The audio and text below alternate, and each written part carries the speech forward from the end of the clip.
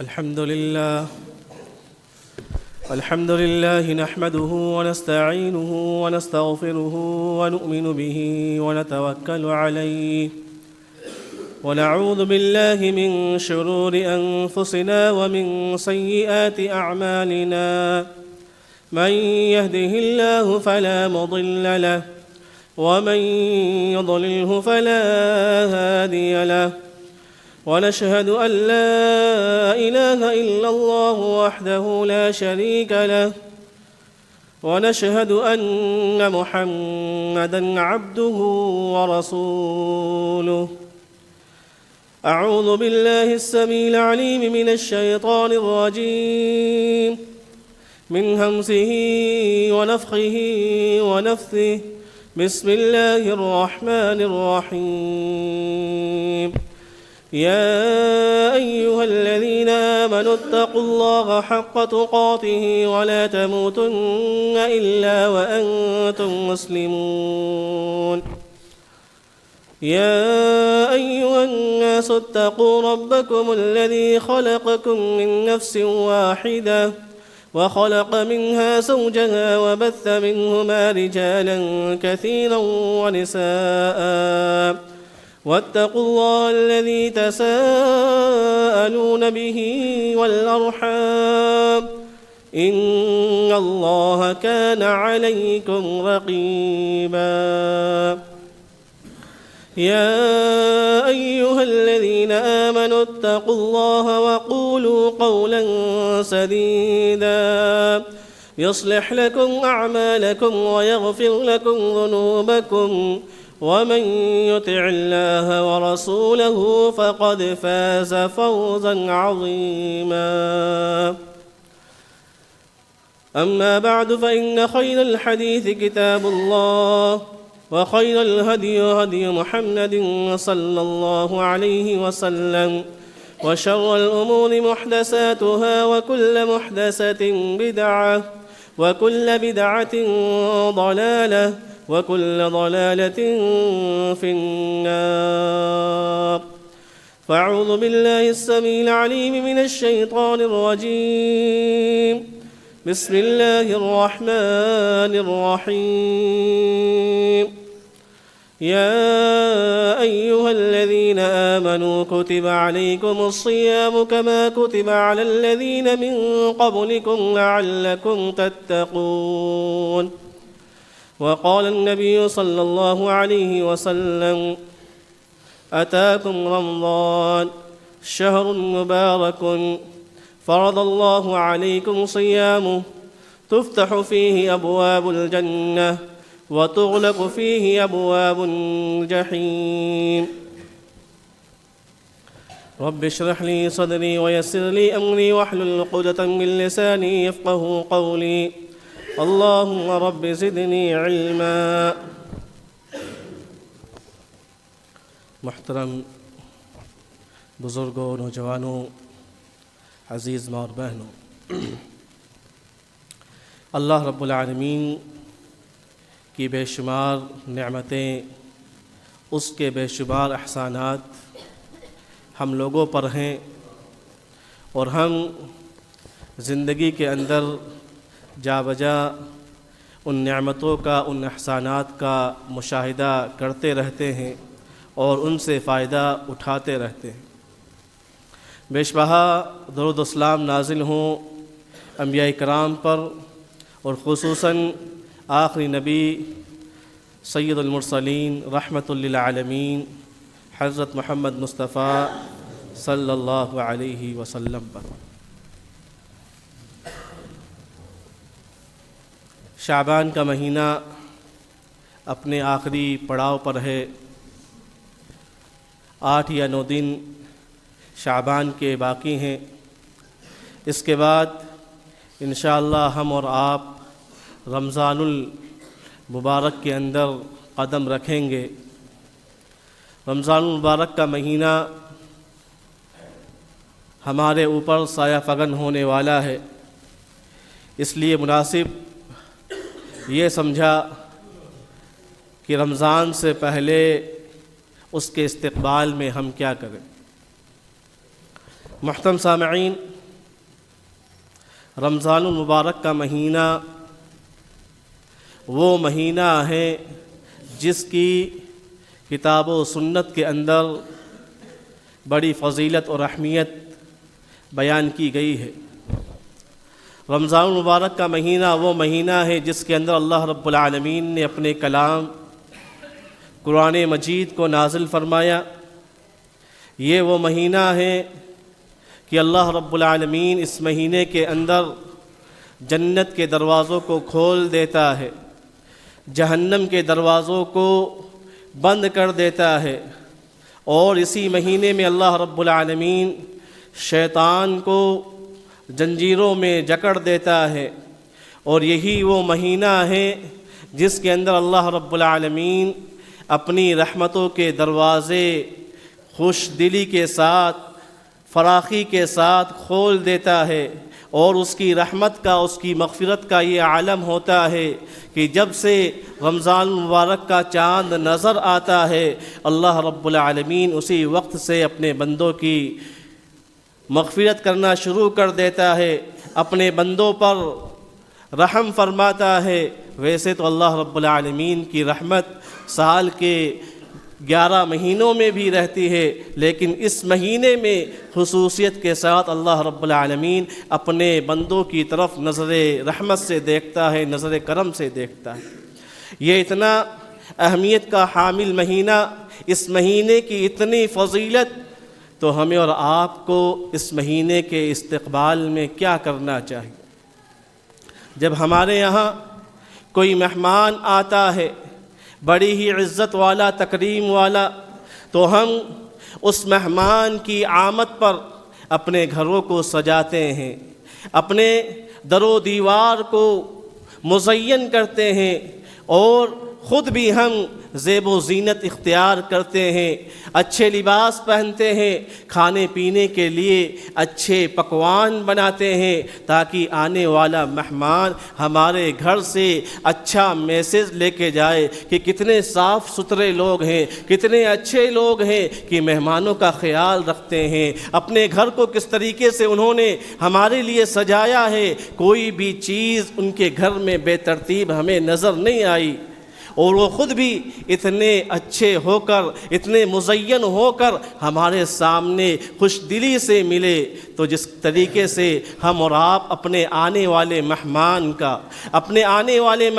کا اس طریقے سے سواگت کرتے ہیں، ان کا استقبال کرتے ہیں، ان کے ساتھ اچھا رویہ کرتے ہیں، تو یہ تو رمضان المبارک کا مہینہ اللہ رب العالمین کا مہمان ہے۔ اللہ رب العالمین نے اس کو ہمارے لیے مہمان بنا کر بھیجا ہے، تو لہذا ہمیں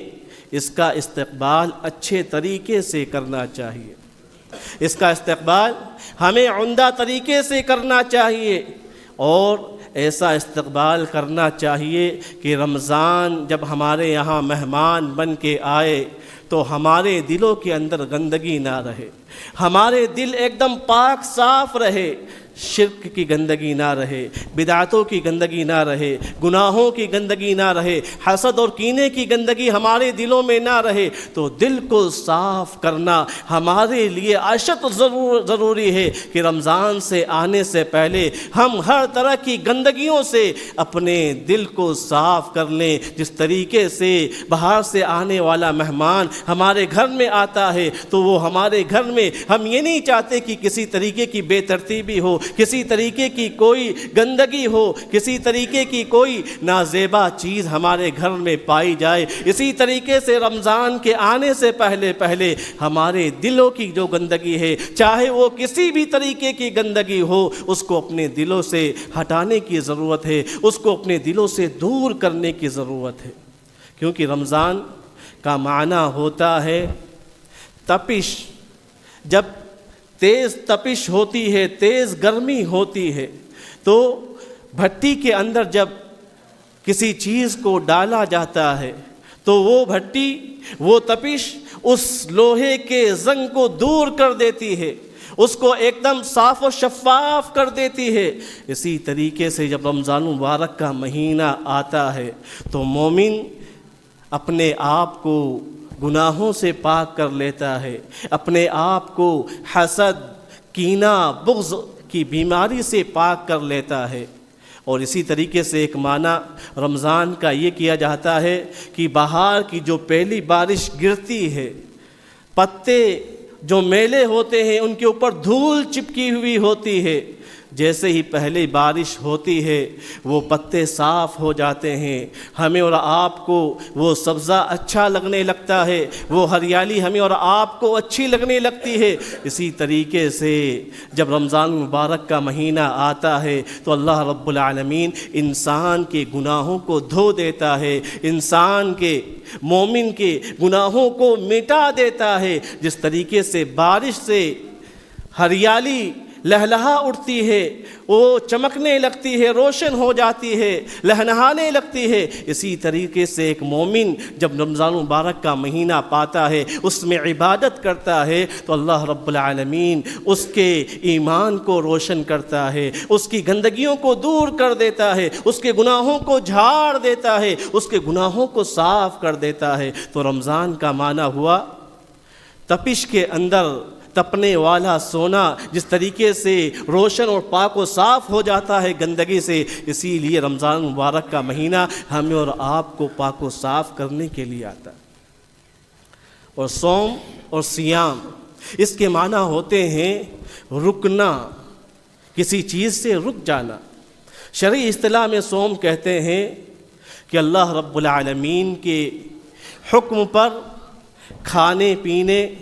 اور بیوی سے صحبت کرنے سے رکے رہنے کا نام کیا ہے؟ صوم ہے، سیام ہے، روزہ ہے، جسے ہم اور آپ اردو میں روزہ کہتے ہیں۔ تو صوم کا معنی ہوا رکنا۔ جیسے ہی رمضان کا چاند نظر آتا ہے، ہم اور آپ دیکھتے ہیں کہ لوگ گناہوں سے رک جاتے ہیں، ہم اور آپ دیکھتے ہیں کہ لوگ بے حیائی سے باز آ جاتے ہیں، ہم اور آپ دیکھتے ہیں کہ جو بے نمازی ہوتے ہیں وہ نمازوں کے لیے مسجد میں جمع ہونے لگتے ہیں، جن کے قدم برائیوں کی طرف بڑھتے تھے ان کے قدم اب مسجدوں کی طرف بڑھنے لگتے ہیں، بھلائیوں کی طرف بڑھنے لگتے ہیں۔ تو صوم کا معنی ہوتا ہے رکنا۔ اس میں انسان اللہ رب العالمین کے حکم سے صبح سے شام تک حلال چیزوں سے رک جاتا ہے، وہ چیزیں جو اس کے لیے بقیہ ایام کے اندر حلال تھی، اللہ رب العالمین کے حکم پر ان حلال چیزوں سے وہ اس رمضان مبارک کے مہینے میں رک جاتا ہے، اور یہ ثبوت دیتا ہے کہ اللہ رب العالمین جب میں تیرے کہنے پر حلال حرام چیزوں سے رک سکتا ہوں، حرام چیزوں سے اپنے آپ کو بچا سکتا ہوں، تو رمضان المبارک کا روزہ تو نے اس وجہ سے فرض کیا ہے کہ تیرے حکم پر میں حلال چیزوں کو بھی چھوڑ دوں، تو لہذا میرے لیے حرام چیزوں کو چھوڑنا بدرجہ اولا واجب اور ضروری ہو جاتا ہے۔ اور روزے کا مقصد تقوی حاصل کرنا ہے۔ تقوی کہتے کسے ہیں؟ تقوی کہتے ہیں برائیوں سے دور رہنا، برائیوں کو چھوڑ دینا اور نیکیاں کرتے چلے جانا۔ حضرت عمر رضی اللہ تعالی عنہ نے ابی بن کعب رضی اللہ تعالی عنہ سے پوچھا کہ ابی بن کعب، جب تمہارا جھاڑ دار وادی سے گزر ہوتا ہے، ایسے رستے سے گزر ہوتا ہے جس کے دونوں طرف جھاڑیاں ہوں، اس وقت آپ کیسے گزرتے ہیں؟ کہتے ہیں کہ میں اس وقت اپنے دامن کو ایک دم سمیٹ لیتا ہوں اور یہ کوشش کرتا ہوں کہ میرے دامن کہیں ان جھاڑیوں میں الجھ نہ جائے، ان کانٹوں میں الجھ نہ جائے، میں بڑے احتیاط کے ساتھ گزرتا ہوں۔ حضرت عمر رضی اللہ تعالی عنہ نے فرمایا یہی تقوی ہے، اسی کو تقوی کہا جاتا ہے کہ زندگی کے ان فتنوں کے اندر جہاں برائیاں ہر طرف پھیلی ہوئی ہے، برائیاں ہر گلی ہر کوچے میں ہمیں اور آپ کو نظر آتی ہے، جب ہم اس زندگی کے سفر میں گزریں تو اپنے آپ کو برائیوں سے بچائیں، اپنے آپ کو گناہوں سے بچائیں۔ جس طریقے سے ایک جھاڑدار رستہ ہے اس سے آدمی بڑے احتیاط کے ساتھ گزرتا ہے کہ کہیں اس کا دامن ان کانٹوں کے اندر نہ پھنس جائے۔ اس سے کہیں زیادہ انسان کو یہ فکر ہونی چاہیے کہ اس زندگی کے سفر میں کہیں میں گناہوں کے اندر الجھ نہ جاؤں، کہیں میں اس زندگی کے اس سفر میں برائیوں کے اندر گم نہ ہو جاؤں اور مجھے پھر ہدایت کا راستہ نہ مل سکے۔ تو تقویٰ کہتے ہیں اسی کو ہے کہ آدمی گناہوں سے دور رہے، گناہوں سے اپنے آپ کو بچاتا رہے اور بھلائی کے اوپر گامزن رہے، نیکی کے اوپر گامزن رہے، اچھائیوں کے اوپر گامزن رہے۔ یہی تقویٰ ہے جو ہمیں اور آپ کو روزہ یہ مقصد دینے کے لیے آتا ہے۔ محترم سامعین، رمضان المبارک کے استقبال سے پہلے جب ہم رمضان المبارک کے اندر داخل ہوں گے، اس سے پہلے ہمیں اپنے عقیدوں کو درست کرنا ہوگا، اپنے عقیدوں کو درست کرنا ہوگا، کیونکہ جب عقیدہ درست ہوگا تو اللہ رب العالمین کی بارگاہ میں ہمارے اعمال قبول ہوں گے۔ اگر عقیدہ درست نہیں ہے، عقیدے میں شرک کی آمیز پائی جاتی ہے، شرک کی ملاوٹ پائی جاتی ہے، آپ کے عقیدے میں شرک کی بو آتی ہے، تو آپ جتنے چاہیں عمل کر لیں، جتنے چاہیں عمل کر لیں، آپ کے اعمال اللہ رب العالمین کے یہاں قبول نہیں ہوں گے۔ روزہ اتنی بڑی عبادت اگر ہم اس کو شرک کے ساتھ، عقیدہ شرک کے ساتھ انجام دیتے ہیں تو ہمارا یہ روزہ رکھنا، ہمارا یہ بھوک اور پیاس سے دن بھر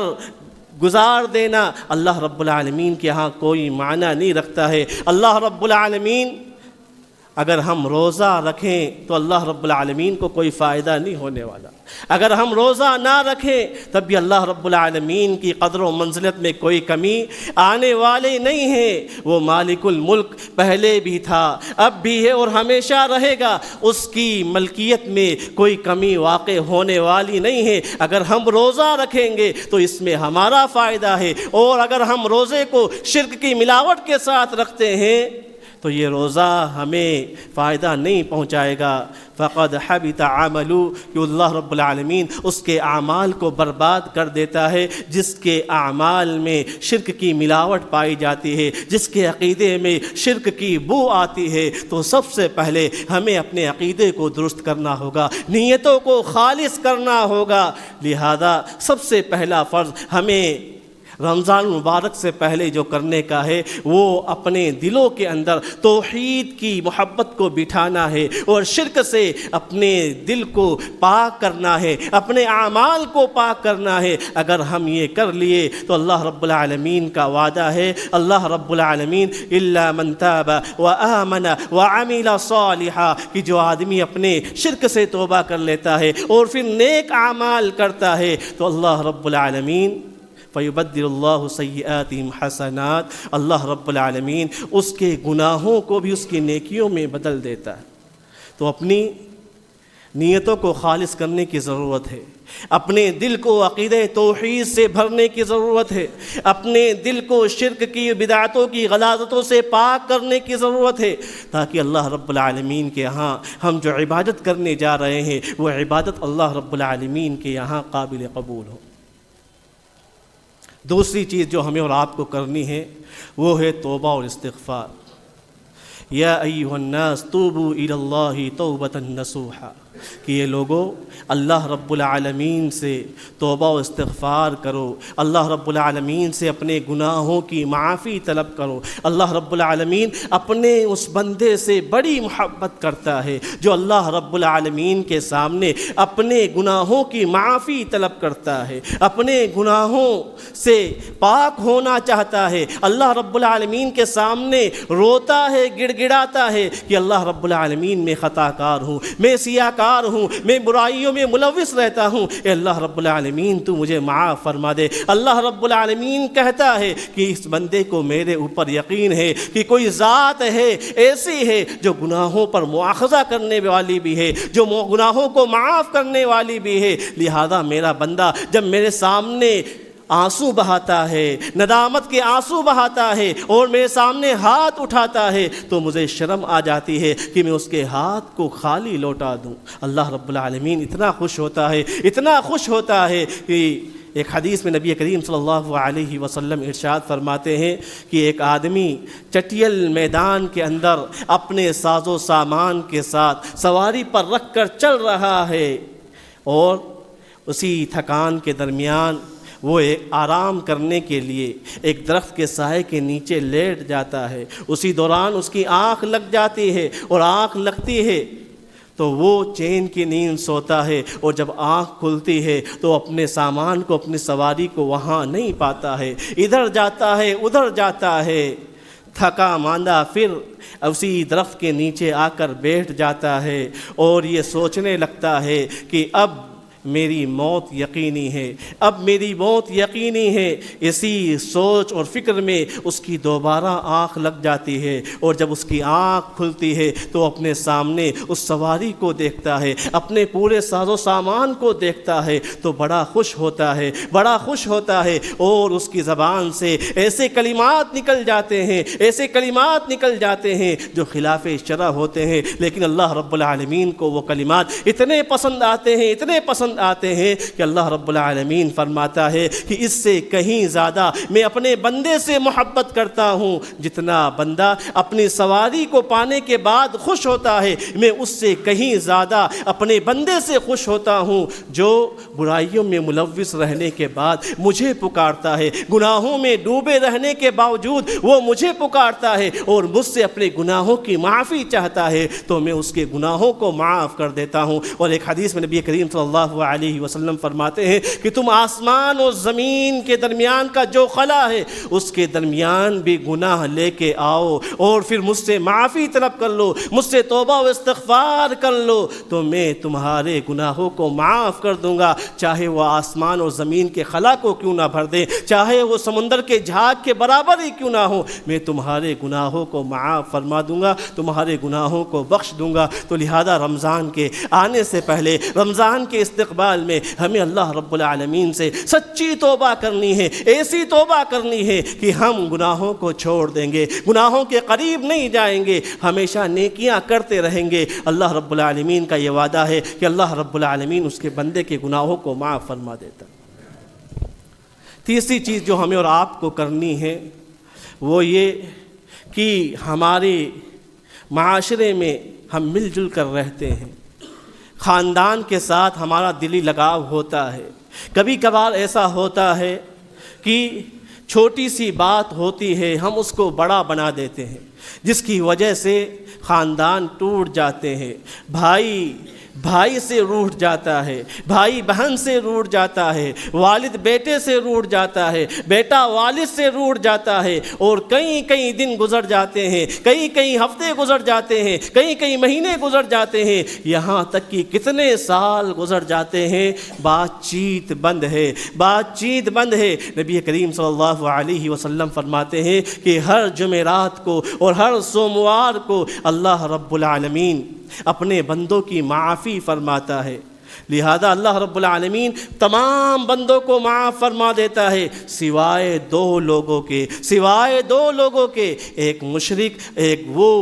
جس کے اور اس کے بھائی کے درمیان عداوت ہے، دشمنی ہے، قطع تعلقی ہے، ایک دوسرے سے بات چیت بند ہے۔ اللہ رب العالمین اپنے فرشتوں سے کہتا ہے کہ ان دونوں کو مہلت دے دو حتی یصطلحا، یہاں تک کہ یہ دونوں صلح کر لیں، ان کا معاملہ پینڈنگ میں رہتا ہے، یعنی اللہ رب العالمین ان کی مغفرت نہیں فرماتا ہے، ان کو معاف نہیں کرتا ہے، جن کے اور اس کے بھائی کے درمیان عداوت ہوتی ہے، دشمنی ہوتی ہے، قطع تعلقی ہوتی ہے، بات چیت بند ہوتی ہے، اللہ رب العالمین اس کی معافی نہیں فرماتا ہے۔ اللہ رب العالمین کے محبوب بندے وہ ہیں والکاظمین الغیظ، جو غصے کو پی جاتے ہیں۔ غصہ انسان کو آ جاتا ہے، فطری چیز ہے، لیکن سب سے بڑا بہادر وہ ہے لیس الشدید بالسرعہ انما الشدید الذی یغلب عند الغضب، کہ بہادر وہ نہیں جو کسی میدان کے اکھاڑے میں کسی کو پچھاڑ دے، جو اکھاڑے میں اپنی بہادری کی جوہر دکھائے، وہ بہادر نہیں ہے، بلکہ بہادر تو وہ ہے جو غصے کے وقت اپنے آپ کے اوپر کنٹرول رکھے۔ سب سے بڑا بہادر اللہ کے رسول صلی اللہ علیہ وسلم نے اسے کہا ہے جو غصے کو پی جاتا ہے، غصے کو کنٹرول میں رکھتا ہے، اور اپنے غصے کا اظہار نہیں کرتا ہے، کسی سے غلطی ہو جاتی ہے تو وہ رفع دفع کر لیتا ہے، اس کو معاف کر دیتا ہے، اپنے غصے کا اظہار کر کے اس کے اوپر ظلم نہیں کرتا ہے، بلکہ معاف کر کے اللہ رب العالمین کا محبوب بندہ ہونے کا ثبوت دیتا ہے کہ نبی کریم صلی اللہ علیہ وسلم نے اس کو اللہ رب العالمین کا محبوب بندہ بنایا ہے، وہ مومن بندہ بتایا ہے جو غصے کے وقت اپنے آپ کے اوپر کنٹرول رکھتا ہے، اپنے آپ کے اوپر قابو رکھتا ہے۔ لہذا یہ مہینہ جو ہمارے اوپر سایہ فگن ہونے والا ہے، اس سے پہلے ہم اپنے بھائیوں سے معافی تلافی کر لیں، اپنے خاندان والوں سے معافی تلافی کر لیں۔ والد اپنے بچے سے اس کے ساتھ کوئی نازیبہ سلوک ہو گیا ہو، بچے سے اپنے والد کے ساتھ کوئی ناچاکی ہو گئی ہو، کچھ بات ہو گئی ہو، تو وہ ابھی رمضان کے آنے سے پہلے اس کو دفع کر لے۔ بیٹا اپنے باپ سے معافی مانگ لے، بیٹا اپنے باپ سے معافی مانگ لے، اپنی ماں سے معافی مانگ لے، چھوٹا بھائی بڑے بھائی سے معافی مانگ لے۔ اگر ایسا ہوا ہے کہ بڑے بھائی نے چھوٹے بھائی کے اوپر ظلم کیا ہے تو بڑا بھائی چھوٹے بھائی سے معافی مانگ لے، اگرچہ تو عمر میں بڑا ہے تو اس سے معافی مانگ کر چھوٹا نہیں ہو جائے گا، کیونکہ نبی کریم صلی اللہ علیہ وسلم فرماتے ہیں کہ جو کوئی اپنے مسلمان بھائی کو معاف کر دیتا ہے الا رفع اللہ رب العالمین اس کو بڑا بنا دیتا ہے، اللہ رب العالمین اس کے درجات کو بلند کرتا ہے۔ ہم اور آپ یہ سوچتے ہیں کہ اس سے میں معافی مانگ لوں گا، اس سے میں معافی مانگ لوں گا تو میرا قد نیچا ہو جائے گا، میں نیچا شمار ہو جاؤں گا، میری انا فنا ہو جائے گی، لہذا وہ تکبر کرتے ہوئے اس سے معافی نہیں مانگتا ہے۔ اللہ کے رسول صلی اللہ علیہ وسلم فرماتے ہیں معافی مانگنے والا چھوٹا نہیں ہوتا ہے اور اس کی انا فنا نہیں ہوتی ہے، بلکہ اللہ رب العالمین اس کو بلند فرماتا ہے، اس کے درجات کو بلند کرتا ہے۔ تو لہذا رمضان کے آنے سے پہلے ہم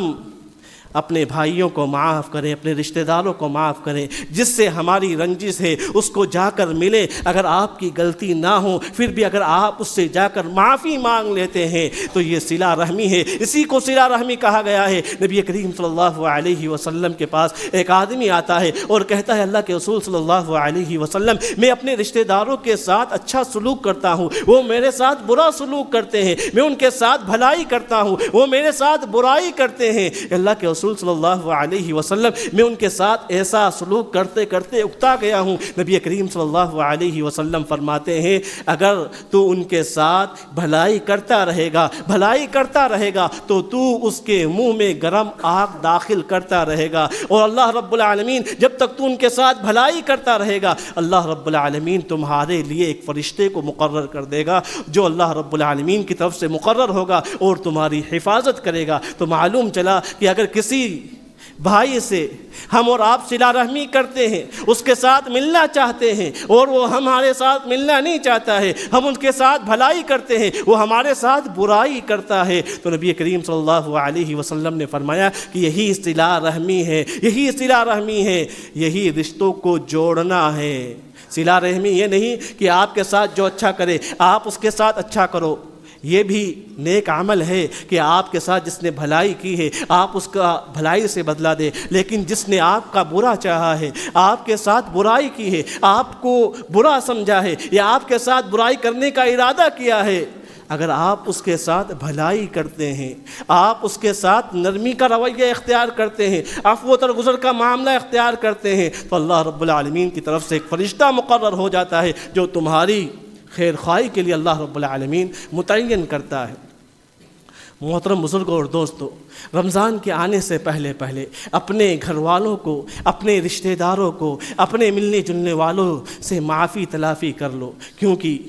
ہم رمضان کے مہینے کے روزے رکھ لیں اور ہمارا بھائی ہم سے ناراض ہے، ہمارا پڑوسی ہم سے ناراض ہے، ہمارا رشتہ دار ہم سے ناراض ہے، اور رمضان کے بعد ہماری وفات ہو گئی۔ رمضان میں ہم نے بڑی عبادتیں کی، رمضان میں ہم نے بڑے روزے رکھے، رمضان میں ہم نے بہت قیام کیا، راتوں کو قیام کیا، قرآن کی تلاوتیں کی اور نیک اعمال کیے۔ کل قیامت کے دن اللہ رب العالمین کی بارگاہ میں پہنچیں گے، ہمارا ناراض بھائی اللہ رب العالمین کی بارگاہ میں حاضر ہوگا اور کہے گا اے اللہ رب العالمین اس نے میرے اوپر ظلم کیا تھا۔ فلاں بہن آئے گی اور کہے گی اللہ رب العالمین اس نے میرا حصہ کھا گیا، یہ میرا مکان کھا گیا، میری دولت ہڑپ لی، میری جائیداد ہڑپ لی۔ اللہ رب العالمین کہے گا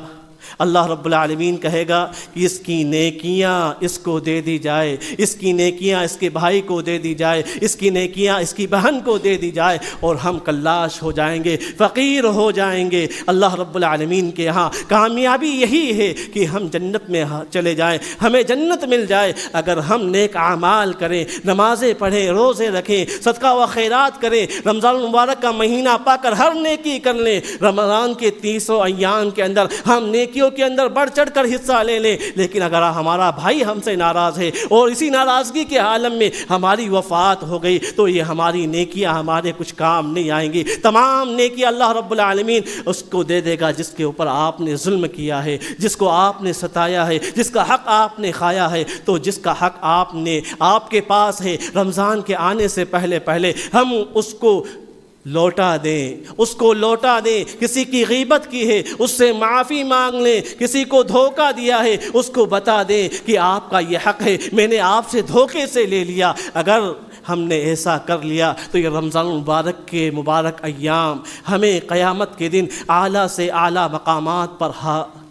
فائز کریں گے، اعلیٰ سے اعلیٰ مقام ہمیں دلوائیں گے۔ روزہ آئے گا، قیامت کے دن اللہ رب العالمین سے سفارش کرے گا، اللہ رب العالمین اس روزے کی سفارش کو قبول فرمائے گا۔ کس بندے کے سلسلے میں قبول فرمائے گا؟ اس بندے کے سلسلے میں قبول فرمائے گا جس نے لوگوں کے اوپر ظلم نہیں کیا، جس نے لوگوں کو ستایا نہیں، جس نے لوگوں کے حق کو دبوچا نہیں ہے، جس نے لوگوں کے حق کو ہڑپا نہیں ہے، بلکہ تمام لوگوں کے حقوق کو ادا کیا۔ تو اللہ رب العالمین اس روزے کی فرمائش کو قبول فرمائے گا کہ اللہ رب العالمین اس بندے نے تجھ سے توبہ کی تھی اور توبہ کے ساتھ اس نے رمضان مبارک کے روزے رکھے تھے، تمام عبادتیں کی تھی۔ اے اللہ رب العالمین اس نے رمضان سے پہلے اپنے بھائی کو معاف کر دیا تھا، اپنی بہن کا حق لوٹا دیا تھا، اپنے حق والوں کا حق لوٹا دیا تھا۔ اے اللہ رب العالمین اس نے تیرے لیے اپنے بھائی کا حق دے دیا تھا۔ اے اللہ رب العالمین یہ رمضان کے عالم میں اس طریقے سے پاک و صاف ہو کر روزہ رکھا، اے اللہ رب العالمین اس کے روزوں کو قبول فرما لے۔ اور میرے بھائی اور دوستوں، رمضان المبارک کا مہینہ بس تھوڑے دنوں کے بعد ہم پر آنے والا ہے، لہذا اس کے لیے ہم اپنے آپ کو مکمل طریقے سے تیار کر لیں۔ رمضان سے پہلے ہی ہم رمضان کا چارٹ بنا لیں کہ ہمیں کس طریقے سے عبادت کرنی ہے، کس طریقے سے وقت گزارنا ہے۔ ہم اور آپ قرآن مجید کے تعلق سے ایک چارٹ تیار کر لیں۔ اگر 5 نمازوں کے وقت میں ایک نماز کے وقت اگر ہم ایک پارہ پڑھتے ہیں تو آدھے گھنٹے میں یا 20 منٹ میں ہم اور آپ ایک پارہ آرام سے پڑھ سکتے ہیں۔ جس کی اسپیڈ جاتا ہے وہ 20 منٹ میں، اور جو دھیرے دھیرے پڑھتے ہیں وہ لگ بھگ آدھے گھنٹے میں اپنے ایک پارے کو پڑھ سکتے ہیں۔ اس طریقے سے 5 نمازوں کے وقت ہم 5 پارے دن میں آرام سے پڑھ سکتے ہیں۔ اس طریقے سے دن میں 5 پارے پڑھیں گے تو 30 رمضان تک ہم 6 قرآن مکمل پڑھ سکتے ہیں۔ اگر کوئی آدمی اسپیڈ سے نہیں پڑھ پاتا ہے تو آدھا پارہ پڑھ لے۔ اگر آدھا پارہ پڑھتا ہے تب بھی وہ رمضان کے اندر 3 قرآن آرام سے مکمل کر سکتا ہے۔ لہذا ہم اور آپ شیڈول بنائیں، ایک جدول بنائیں، ایک فہرست بنائیں تاکہ ہمارا رمضان صحیح طریقے سے گزرے۔ ہم اس رمضان کے اندر نیک اعمال کی ایک ترتیب بنائے کہ فلاں وقت یہ کام کرنا ہے، قرآن کو اس وقت پڑھنا ہے۔ اگر ہم اس ترتیب کے ساتھ، اس فکر کے ساتھ اور اس جدول کے ساتھ، اس شیڈول کے ساتھ رمضان المبارک میں عبادتیں کریں گے تو یقیناً آپ کو عبادت کرنے میں مزہ آئے گا۔ جب آپ کو مزہ آئے گا تو اس عبادت کی چاشنی آپ کو رمضان کے بعد میں نظر آئے گی۔ اگر اسی طریقے سے بھیڑنگی جال جو پہلے تھی وہ اب بھی باقی ہے تو پھر رمضان المبارک کے آنے کا کوئی مقصد اور کوئی فائدہ ہم اٹھا نہیں سکتے، کیونکہ ہماری جو چال پہلے تھی وہی اگر باقی رہی تو ہم نے رمضان المبارک کے مقصد کو پایا نہیں ہے۔ رمضان المبارک کا مقصد ہے لعلکم تتقون، ہمارے دلوں میں اللہ رب العالمین کا تقوی پیدا ہونا، ہمارے دلوں میں پرہیزگاری آ جانا، گناہوں سے نفرت ہو جانا، نیکیوں سے محبت ہو جانا، یہی رمضان المبارک کا مقصد ہے۔ اللہ رب العالمین سے دعا ہے کہ اللہ رب العالمین ہم تمام لوگوں کو جو باتیں خطبے کے دوران کہی گئی ہیں، جس کے ذریعے سے ہمیں رمضان المبارک کا استقبال کرنا ہے، ان باتوں کے اوپر عمل کرنے والا بنا۔ اللہ رب العالمین ہمیں گناہوں سے بچنے والا بنا دے۔ اللہ رب العالمین ہمیں گناہوں سے دور رہنے والا بنا دے۔ اے اللہ رب العالمین ہمیں نیکیاں کرنے والا بنا دے۔ اے اللہ رب العالمین ہمیں گناہوں کے تمام راستوں سے بچا لے۔ اے اللہ رب العالمین ہمیں تمام خیرات کے راستے بتا دے، اس کے اوپر عمل کرنے والا بنا دے۔ اے اللہ رب العالمین ہم میں سے جو لوگ بیمار ہیں، اے اللہ رب العالمین تو ان کو شفائے کاملہ عاجلہ عطا فرما دے، تاکہ رمضان مبارک کے مہینے کے اندر وہ تیری اچھی طریقے سے عبادت کر سکیں۔ اے اللہ رب العالمین ہم میں سے جو لوگ زندہ ہیں، اے اللہ رب العالمین تو ان کو رمضان المبارک کا مہینہ نصیب فرما، تاکہ وہ رمضان المبارک کا مہینہ پالیں اور تجھ کو راضی کر لیں۔ اے اللہ رب العالمین ہم میں سے ہر شخص یہ چاہتا ہے کہ تو اس سے راضی ہو جا۔ اے اللہ رب العالمین تو ہم تمام لوگوں سے راضی ہو جا، اور یہ رمضان المبارک کا مہینہ ہمیں عطا کر کے ہمارے گناہوں کو دھو دینا۔ اے اللہ رب العالمین یہ رمضان المبارک کا مہینہ عطا کر کے تو ہمیں جہنم سے آزادی دلا دینا۔ اے اللہ رب العالمین یہ رمضان المبارک کا مہینہ ہمیں عطا کر کے تو ہمیں جنت میں داخلہ دے دینا۔ اے اللہ رب العالمین ہماری دعاؤں کو قبول فرما لے۔ الہ العالمین ہم میں سے جو لوگ قبروں کے اندر مدفون ہیں، جن کا انتقال ہو گیا ہے، اے اللہ رب العالمین تو ان کی قبروں کو نور سے بھر دے، تو ان کے گناہوں کو معاف فرما دے۔ اے اللہ رب العالمین تو ان کو جنت کے اندر اونچا سے اونچا مقام عطا فرما دے۔ اقول قولی ھذا استغفر اللہ لی ولکم سائر المسلمین، آمین۔ تقبل یا رب العالمین۔